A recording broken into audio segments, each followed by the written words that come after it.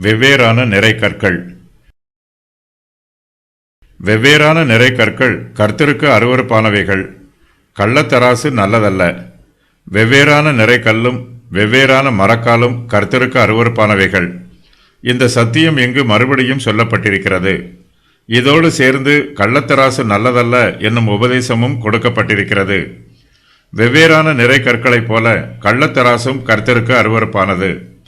கள்ளத்தராசை பயன்படுத்தினால் தனக்கு லாபம் கிடைக்கும் என்று மதிகேடன் நினைக்கிறான். பிறருக்கு அநியாயம் செய்வதனால் மனுஷனுக்கு ஒரு நன்மையும் உண்டாகாது. அநியாயமாய் சம்பாதித்த ஆஸ்தி நிலைத்திருக்காது. கள்ளத்தராசை பயன்படுத்துகிறவனுக்கு மெய்யான லாபம் கிடைக்காது. முடிவில் இவனுக்கு நஷ்டம் உண்டாகும். மனதில் சந்தோஷமும் நிம்மதியும் ஆறுதலும் இருக்காது. தேவனுடைய ஆசீர்வாதத்தை பெற்றுக்கொள்ள வேண்டும் என்றால் நம்முடைய வார்த்தையிலும் கிரியையிலும் சுத்தம் இருக்க வேண்டும்.